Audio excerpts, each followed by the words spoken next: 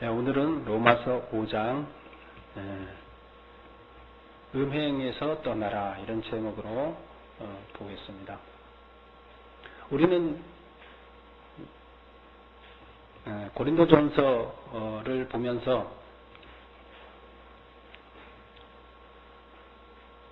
앞에서 1장부터 4장까지 나왔던 것은 고린도 교회의 분쟁에 대한 문제를 이야기했습니다. 그래서 분쟁을 해결하려면 어떻게 해야 된다 하는 것이 그 첫 번째 주제였습니다. 그리고 이제 고린도 교회의 두 번째 문제가 있습니다. 고린도 교회의 두 번째 문제는 바로 음행에 관한 문제입니다. 그래서 음행에 관한 문제가 그 다음에 음행에 관한 문제와 이어서 다음에는 이제 성의 문제, 결혼의 문제 이런 것들과 연관시켜서 가게 됩니다. 그래서 오늘은 음행에 관한 문제인데 중요한 순으로 먼저 이야기를 합니다. 가장 중요한 걸 먼저 얘기하고 가장 큰 문제거리를 먼저 얘기하고 그 다음 문제거리를 얘기합니다. 가장 큰 문제거리는 교회가 분열됐던 거였어요. 그래서 1장부터 4장에 거쳐서 아주 길게 그 분쟁 문제를 어떻게 할 것이냐 이야기를 했습니다. 그리고 이제 두 번째로는 두 번째 중요한 문제가 이 고린도 교회에 정말로 큰 문제가 되는 것이 바로 음행의 문제입니다. 그래서 이거에 대해서 사도 바울이 강하게 얘기를 합니다. 여러분 교회에서 잘못하면 교인 중에 잘못하면 어떻게 해야 돼요?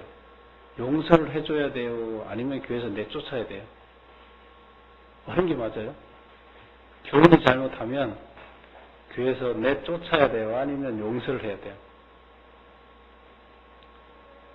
성경에 보면 뭐 7번씩 70번까지 용서해라 그런 얘기 있죠?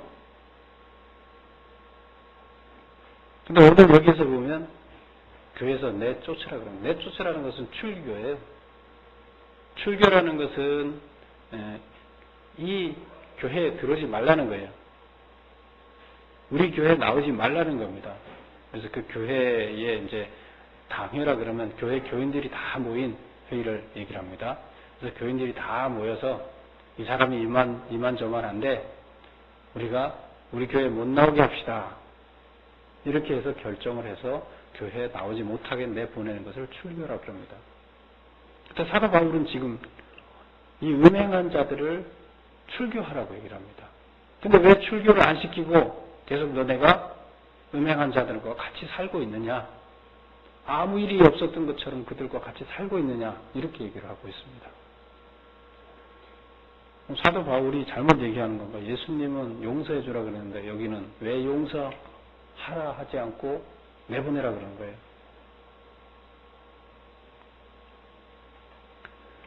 그 전에 이제 왜 이 고린도 교회에서 이 음행의 문제가 됐는지 그 배경을 좀 살펴봐야 돼요. 그렇게 되면 이제 사도 바울이 왜 이렇게 강력하게 얘기하는지도 알게 됩니다. 우리가 앞전에서 고린도에 대해서 잠깐 언급했었죠. 고린도는 가장 특징이 고린도라는 그 도시가 가장 큰 특징이 항구 도시라는 거였어요. 항구 도시라는 것은 항상 배가 들어오고 나가고 무역이 일어나고 많은 사람들이 오갑니다. 그리고 지금도 그렇지만 지금도 뭐 배 타는 사람들은 화물을 한번 싣고 가면 배는 비행기처럼 빠르지 않잖아요. 비행기로 가면 뭐 길어봐야 이틀, 전 세계 이틀이면 다 가죠, 어디든. 그런데 배로 가면 먼 지역을 가려면 6개월이 걸립니다. 지금도. 근데 과거에는 6개월만 걸린 게 아니죠. 지금은 많이 좋아진 거죠. 그때는 몇 년이 걸렸어요. 가다가 태풍이 오면 또 쉬고 또 계절이 바뀌면 그 계절이 태풍이 지나가기를 바라고 그 계절이 지나가기를 바라서 몇 달 동안 그 섬에 머물러서 정착했다가 가고 그랬어야 돼요. 근데 바로 고린도도 항구 도시인데 그럴 때는 이제 항구 도시에서 머무는 거죠. 그래서 항구 도시라는 특징은 여러 나라 사람들이 이방인들이 항상 모여와 있다는 겁니다. 그리고 그들이 각각 섬기는 신들이 있죠. 이방인들이 섬기는 신들이 자기네 신이 다 있어요. 자기네 신이 있다 보니까 자기네 신전을 항상 지어놓습니다. 그래서 거기에는 큰 신전만 약 12개가 있었다고 합니다. 근데 가장 유명한 신전이 있습니다. 가장 유명한 신전이 아프로디테 신전이라는 게 있어요. 그 다음에 두 번째로 유명한 거는 아폴로 신전이 있는데요. 아폴로는 들어보셨죠? 왜 기둥만 이렇게 남아있는 세계사 책에도 남아있는 다 없어졌는데 그 기둥만 남아있어요. 근데 그거보다 더 유명한 게 아프로디테 신전인데 왜 유명하냐? 가장 컸어요. 그리고 그 아프로디테 신전에는 여성 사역자만 100명이 있었어요. 아니, 1000명이 있었어요. 여성 사역자만 우리로 얘기하면 이제 목회자죠.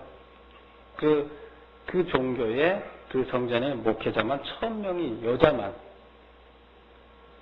근데 그때 당시 여자들은 뭐 하는 사람들이었느냐? 창녀였어요.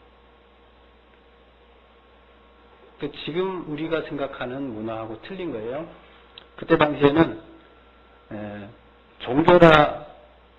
종교에서 다산에 사람을 많이 낳아야 신이 축복을 해주는 거였어요.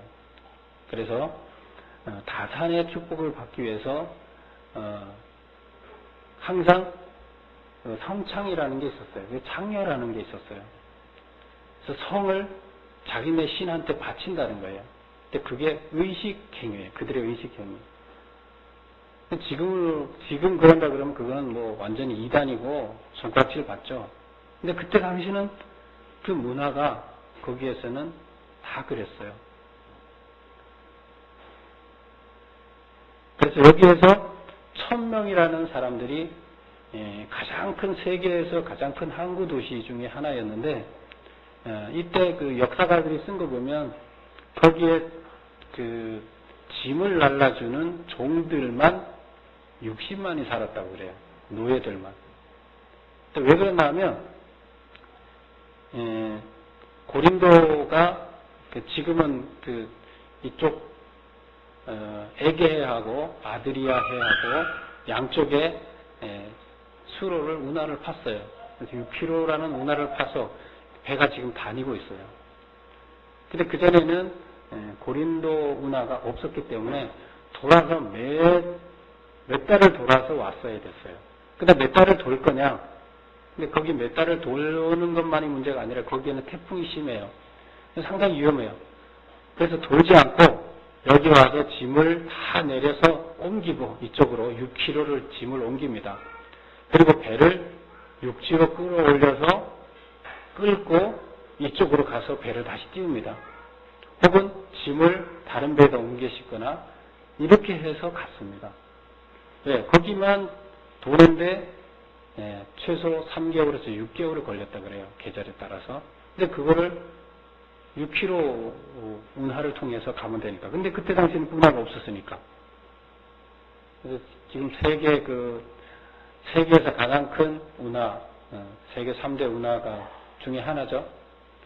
그 이집트, 애굽, 출애굽했던 그 이집트 지역에 있는 수에즈 운하, 그 다음에 저기 남미에 그 멕시코 부근에 있는 그 운하가 하나 있고, 그 다음에 지금 여기에 있는 이 고린도 운하입니다. 그때 당시에는 이 운하들이 다 없었죠. 나중에 파신 거니까. 근데 이런 환경이다 보니까 많은 외국 사람들이 와서 몇 달 동안 배에 있다가 남자들이 와서 여기 와서 성창들이 유혹을 하니까 그 신전에 가서 예배를 드리러 갑니다. 그렇게 해서 많은 사람들이 전부 다 음행에 억류되지 않은 사람이 없었어요. 연결되지 않은 사람이 없었어요. 그래서 고린도에 사는 사람들은 그거를 당연시하고 도덕적인 문제로 생각지 않고 신을 섬기기 위해서는 당연히 해야 하는 그런 걸로 의식행위로 생각을 했습니다. 근데 사도 바울이 거기 가서 전도를 하면서 그걸 인정을 하나요? 아니죠. 성경에서 하나님께서 가장 싫어하는 것이 뭐냐면 바로 음행의 죄입니다. 그래서 성경에서 가장 큰 죄악, 가장 나쁜 죄악을 꼽을 때 첫 번째가 음행으로 꼽습니다. 하나님을 배반했다? 바로 음행했다고 이렇게 표현을 하고 있습니다. 근데 지금 고린도에는 주민들이 다 똑같이 생각하고 있어요. 거기 사는 사람들도 외국에서 오는 사람들도 전부 다 그거는 죄악이 아니다 하고 생각을 하고 있어요. 그래서 이것을 바꿔야 되는데 사도 바울이 가서 배척해놓고 그 교회를 세워놨지만 처음에는 물론 그렇게 안 했죠. 근데 사도 바울이 떠나고 한참 있다 보니까 그 교인 중에서 지금 옛날에 했던 그 생각대로 그대로 사는 사람들이 있다는 거예요. 그래서 여기 성경에 보면 무슨 얘기를 하고 있냐면 어떤 죄를 저지르고 있다 하면 5장 1절에 보면 5장 1절에 아버지의 아내를 취하였다 이렇게 얘기해요. 물론 계모겠죠. 계모. 그러니까 아버지의 아내를 취하였다. 그 계모를 취하였다. 혹은 이제 어떤 사람들은 이걸 이렇게 해석합니다. 계모가 아니라 같은 성창과 이렇게 잠을 잤다. 의식행위를 했다. 이제 이렇게 얘기를 합니다. 근데 이런 사람들이 지금도 태연히 그 생활을 하면서 교회에 나온다는 거예요. 그래서 사도 바울은 절대로 그거는 하나님이 가장 싫어하는 거고 이렇게 하려면 교인이 아니라는 거죠. 그래서 그거를 무슨 일이 있어도 그것은 막아야 된다고 생각을 했습니다.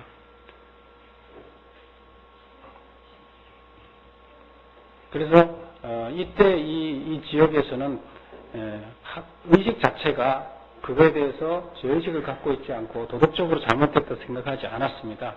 그래서 영어에서도 고린도인이라는 이런 말을 영어에서는 뭐라고 쓰고 있냐면 그 뜻이 방탕한 사람 이렇게 고린도인이라는 그 뜻을 해석하면 방탕한 사람이라는 곳에 있습니다.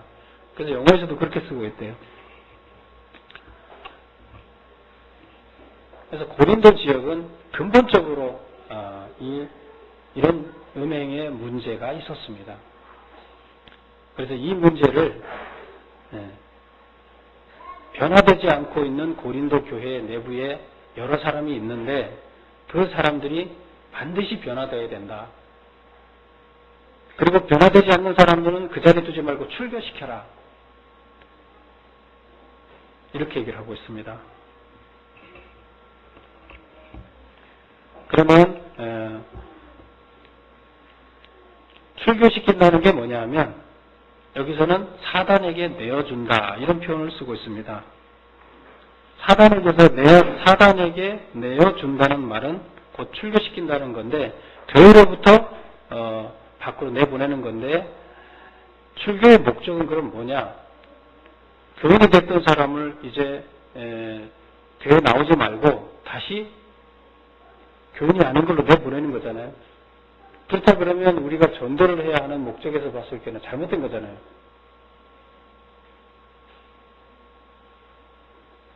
근데 그렇지가 않습니다. 출교의 목적은 뭐냐 하면 바로 징계를 통해서 회개하고 돌아오라는 겁니다.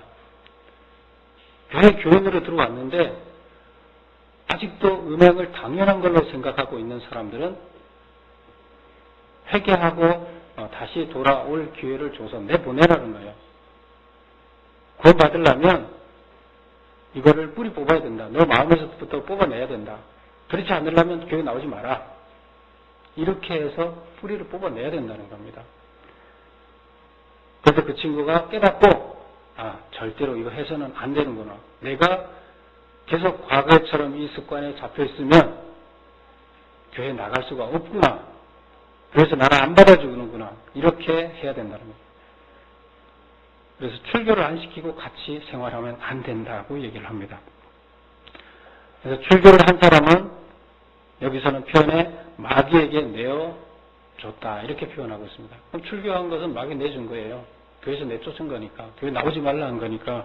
그런데 그가 회개하고 다시 돌아오게 된다 그러면, 나 결단하고 이런 생활 청산했습니다 하고 다시 돌아오게 된다 그러면 그는 구원을 받게 됩니다. 근데 만약에 다시 돌아오지 않고 거기에 있으면, 그대로 그 상태로 있으면 구원을 못 받는 거죠. 교회 나와도 구원을 못 받는 거예요. 그 사람은. 자기만 구원 못 받는 게 아니라 교회 다른 모든 교인들한테도 그래도 되는구나. 그래도 교회에서 뭐라 하지 않는구나. 받아주는구나. 이렇게 교회를 물들이게 된다는 거죠. 그래서 출교의 목적은 구원받지 못하게 하려는 게 아니라 회개하고 구원받게 하라는 거예요.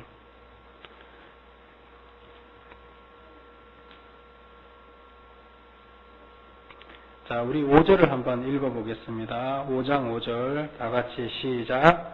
이런 자를 사탄에게 내어주었으니 이런 육신은 멸하고 영은 주 예수의 날에 구원을 받게 하려 함이라. 사탄에 내어줬다는 것은 출교시켰다는 얘기고요. 출교시켰는데 다시 예수의 날, 심판날에 구원을 받게 하겠다는 얘기는 회개하고 돌아와서 구원을 받게 하겠다는 거예요. 근데 출교시키지 않고 가만히 놔두면 당연히 나쁜 짓을 하고 계속 산다는 겁니다. 그런 의미입니다. 그 다음에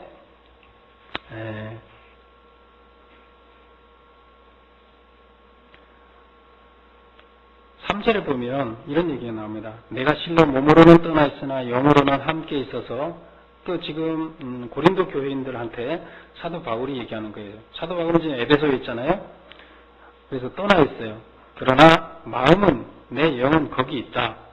그런데 거기 내 영이 있으면서 나는 이미 그 사람들을 판단했다는 거예요. 심판을 했다는 거예요. 정죄를 했다는 거예요. 마음속에서 이미 출교를 시켰다는 거예요.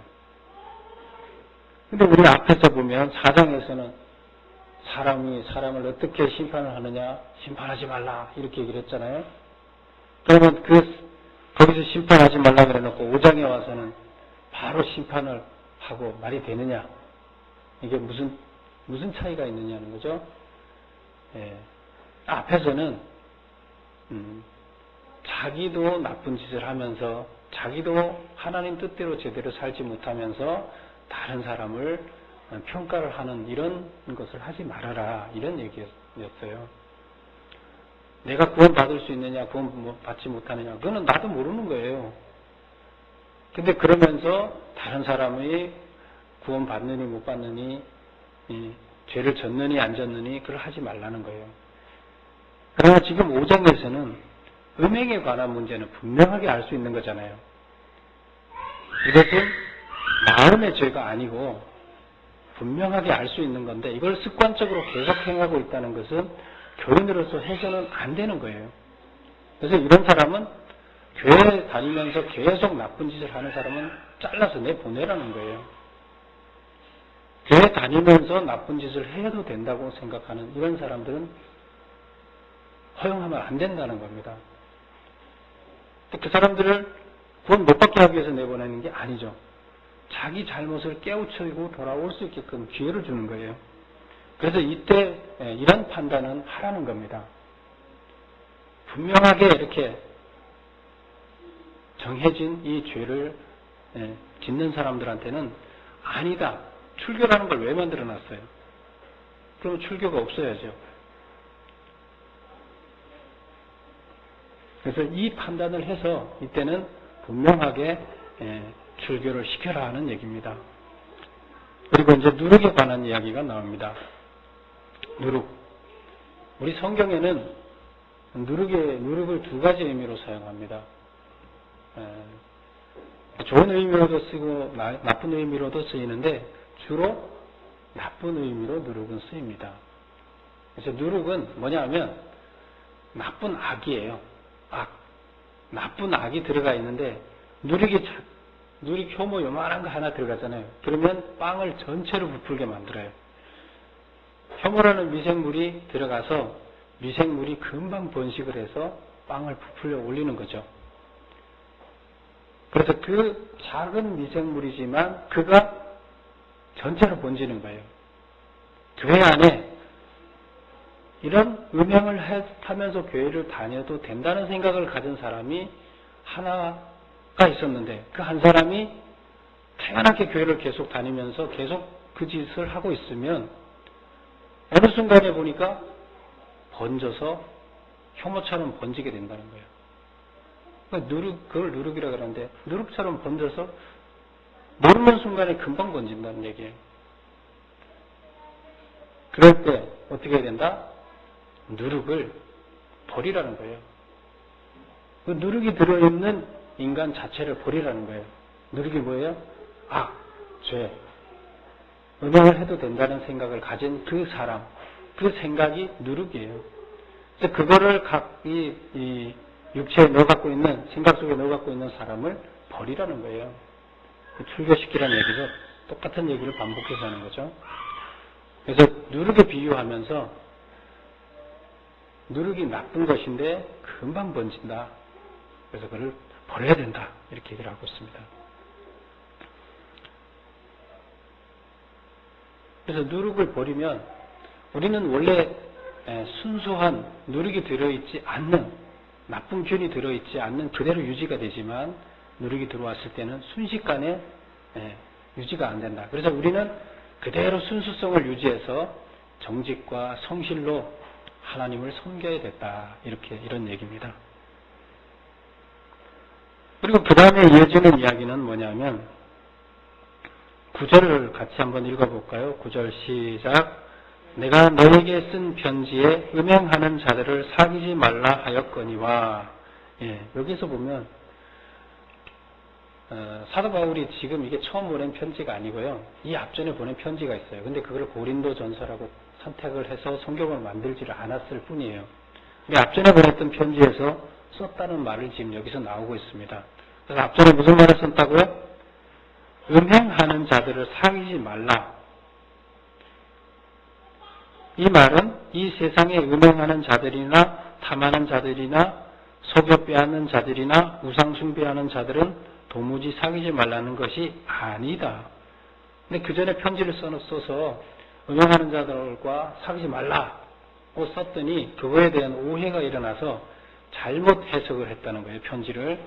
그래서 지금 사도 바울이 쓴 편지 내용하고 틀리게 행동하고 있다는 거예요.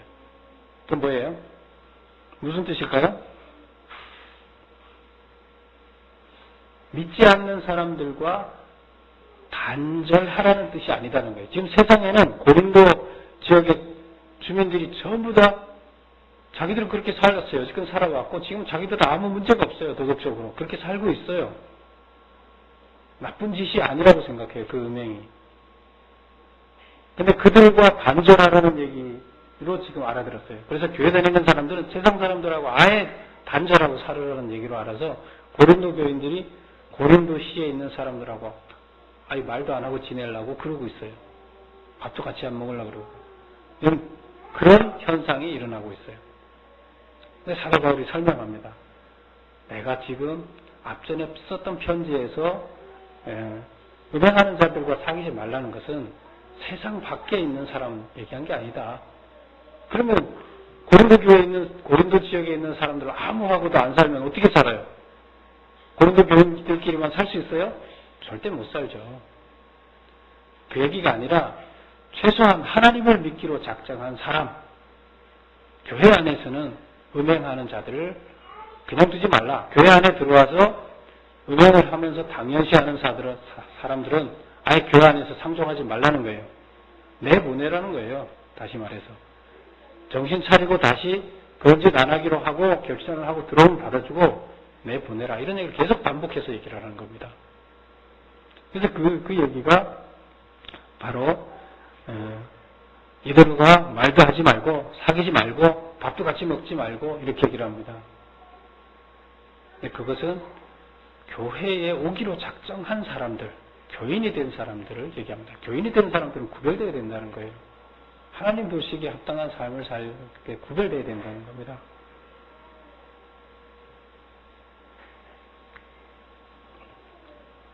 그러면서 마지막에 보면 우리 13절 한번 볼까요? 다 같이 13절 한번 읽어볼게요. 밖에 있는 사람들은 하나님이 심판하시려니와 이 약한 사람은 너희 중에서 내쫓으라. 이 약한 사람이라는 건 교회 안에 들어와서 아직도 하나님을 믿는다 하면서 음행이 당연하다고 생각하고 있는 이 사람들은 교회에서 내쫓으라.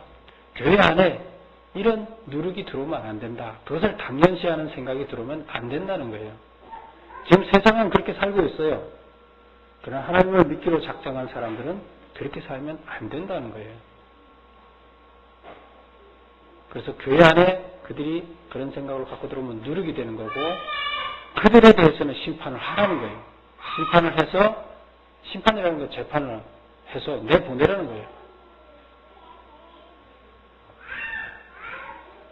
그래서 여기서 얘기를 합니다. 밖에 있는 사람들은, 이건 하나님을 믿지 않는 사람들 얘기해요. 하나님을 믿지 않는 사람들은 하나님이 알아서 심판할 거니까 우린 너희들을 신경 쓰지 마라.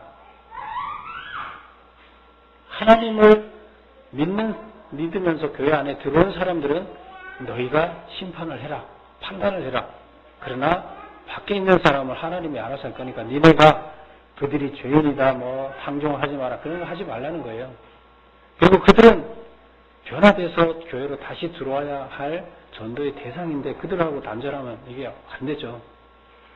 우리가 그들을 교회로 끌어들이고 변화시켜야 할 책임자인데 그들하고 단절하면 안 되는 거예요.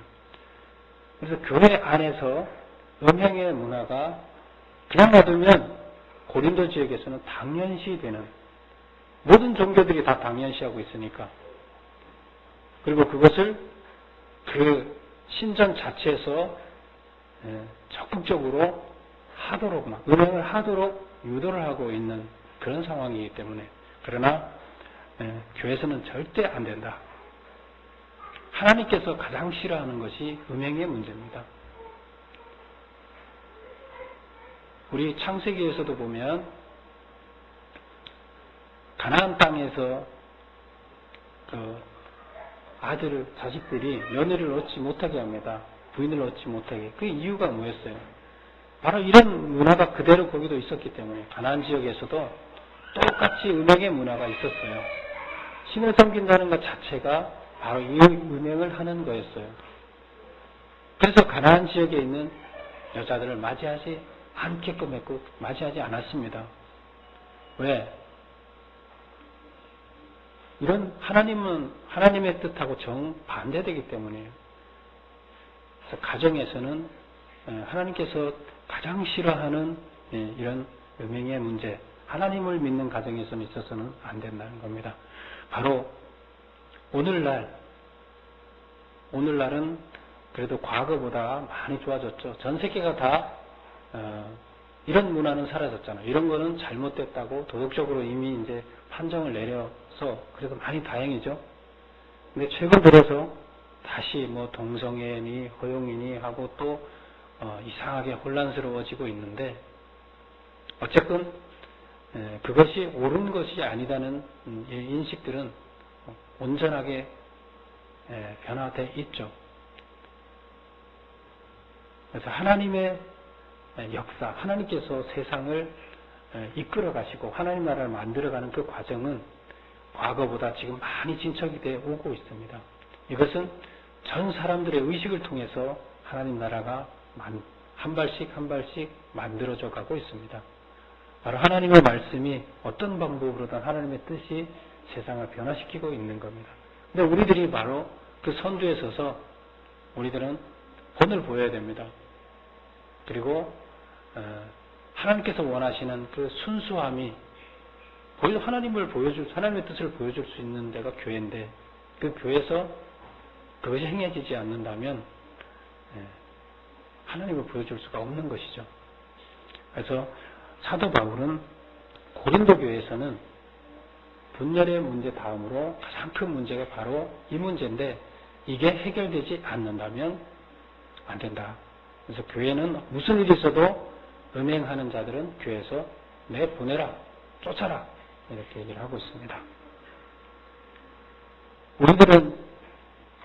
하나님은 이제 우리 성경에서 많은 부분에서 음행의 문제를 어떻게 다루고 있나 하면 어떤 걸 음행이라고, 여기서는 직접적으로 어떤 성적인 행위를 해서 이렇게 음행이라고 다루고 있는데 다른 성경 부분에서는 어떻게 다루고 있죠?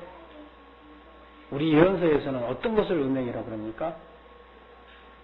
하나님의 말씀을 따르지 않고 하나님의 말씀과 반대되는 말씀을 따랐을 때 성경에서는, 예언서에서는 그것을 음행했다고 합니다. 하나님께서 가장 싫어하는 것은 바로 하나님 말씀이 우리 영 안에 들어가서 나를 지배할 때 음행자가 아닙니다. 그러나 그렇지 않은 사람은 음행자로 보고 있습니다. 하나님의 말씀이 들어가서 나를 지배하지 않는 자는 예언서에서 다 음행자입니다. 오늘날 우리들의 삶을 지배하고 모든 결정권을 지배하고 있는 것이 무엇입니까? 바로 그런 것들이 하나님의 말씀이 기준이 되지 않는다면 지금 여기에 음행하고 고린도 교회에 음행하는 사람이나 오늘날 우리들의 음행이나 차이가 없습니다. 너희들은 최소한 하나님을 믿는다고 했으면 하나님을 믿는 자로서 교회 오기로 작정하고 하나님을 아버지라고 부른다 그러면 하나님의 말씀이 너의 삶의 기준이 되어야 될 거 아니냐. 근데 그걸 따르지 않고 내 생각이나 세상의 생각이 너 판단의 기준이 된다 그러면, 삶의 결정의 기준이 된다 그러면 그것은 음행이라는 겁니다.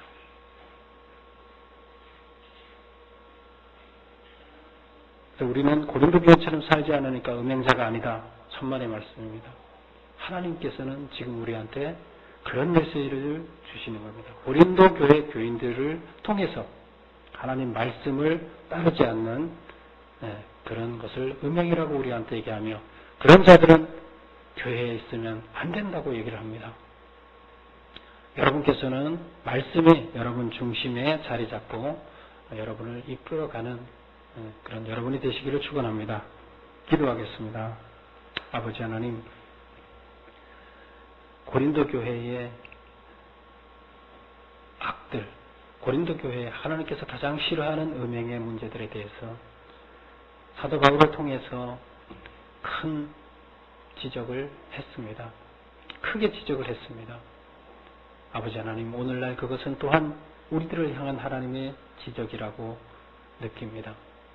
하나님의 말씀이 우리 가운데 있지 않으면 우리는 고린도 교인과 다를 바가 없습니다. 하나님의 말씀이 우리 삶의 기준이 될 수 있도록 주님 인도하여 주시옵소서. 예수님의 이름으로 기도드립니다. 아멘. 잠깐 기도하는 시간 가지시기 바랍니다.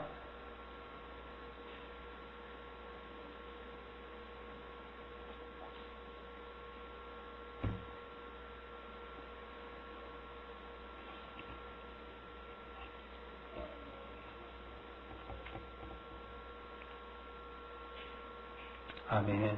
자리에서 일어서시기 바랍니다. 주기도문 하겠습니다. 하늘에 계신 우리 아버지여, 이름이 거룩히 여김을 받으시오며 나라의 임하옵시며 뜻이 하늘에서 이루어진 것 같이 땅에서도 이루어지이다. 오늘날 우리에게 일용할 양식을 주옵시고 우리가 우리에게 죄진 자를 사하여 준 것 같이 우리의 죄를 사하여 주옵시고